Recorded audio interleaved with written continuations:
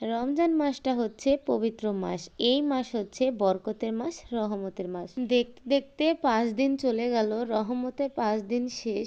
আসলে ভালো দিনগুলো বেশি দিন থাকে না, খুব তাড়াতাড়ি চলে যায়। হ্যালো ভিউয়ার্স, কেমন আছেন? আসসালামু আলাইকুম। আশা করি ভালো আছেন। আপনাদের দোয়ায় আমি অনেক অনেক ভালো আছি। আজকে চলে গেছি একটা মিলাদ মাহফিলের আয়োজনের অনুষ্ঠানে। গিয়ে দেখি সবাই হাতে হাতে কাজ শুরু করে দিয়েছে। আমি বা বসে থাকবো কেন? সবাই মিলে আসলে একসাথে কাজগুলো করলে খুব তাড়াতাড়ি হয়ে যায়। সে কারণে আমিও বসে পড়লাম এগুলো করতে। এখানে হচ্ছে ডাউল ভিজে রাখা হয়েছে, আর এই ডাউলগুলো মুরগির গিলা, কলিজা আর কিছু মাংস সবগুলো কেটে রাখা হয়েছে। এই তো দেখুন, এগুলো দিয়েই মূলত ঘাটি করা হবে। আর রোস্ট আছে, গোটা ডিম, মাছ ভাজি, এগুলো দেওয়া হবে। শশা নিয়ে আসা হয়েছে, এই শশাগুলো কেটে দেওয়া হবে, খেজুর দেওয়া হবে, মানে অনেক রকম আইটেম করে। যাই হোক, এই বেচারের দিক দেখুন, অনেক মন খারাপ। এটাই হচ্ছে আমার খালু শ্বশুর, আর আমার খালা শাশুড়ি তো মারাই গেছে। আমার এই খালু শ্বশুরটাই সব আয়োজন করছে। যাই হোক, সবাই আমার খালা শাশুড়ির জন্য দোয়া করবেন, আল্লাহ যেন তাকে বেহেশতবাসী করে। সাথে আমার খালুর জন্য সবাই একটু দোয়া করে দিবেন। আসলে আমার খালু অনেক ভালো মনের মানুষ। আসলে এই যুগে খুব কমই দেখা যায় যে স্ত্রী মারা গেলে স্বামী সব ভুলেই যায়, মারা গেছে তো গেছে, কি আর করার। কিন্তু দেখুন, আমার খালু শ্বশুর সেটা কোনোদিনই ভাবে না। আসলে তার স্ত্রীকে তাই অনেক ভালোবাসতো, সে কারণে এরকম ভাবে মন খারাপ করে বসে আছে। যাই হোক,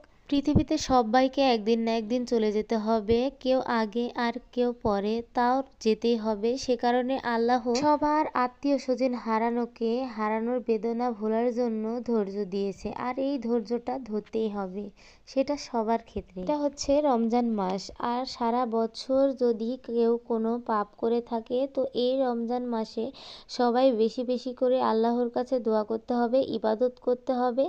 দেখবেন আল্লাহ কোনোদিন বান্দাদের নিরাশ করবে না। আসুন সবাই মিলে একসাথে আল্লাহর কাছে বেশি বেশি করে ইবাদত করি। আর এইদিকে দেখুন আমার মেয়েটা কিভাবে একা একা খাচ্ছে। ও একা একা খেতেই সবসময় পছন্দ করে।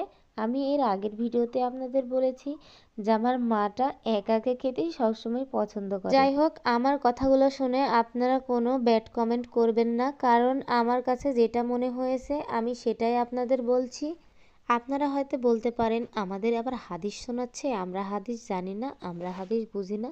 সবাই জানে, সবাই বুঝে, পরও আপনাদের আমি আমার মন থেকে আমি এই কথাগুলো বললাম। তো সবাই আসলে বেশি বেশি ইবাদত করবেন, আল্লাহর কাছে কিছু চাইবেন। এই রমজান মাসে দেখবেন আল্লাহ কোনোদিন আপনাদের নিরাশ করবে না। পরে এই তো শুধু মেয়ে মানুষই কাজ করছে না, ছেলে মানুষও হাতে হাতে অনেক কাজ করছে। আসলে সবাই মিলে একসাথে কাজ করলে আসলে সবগুলো কাজ খুব তাড়াতাড়ি হয়ে যায়।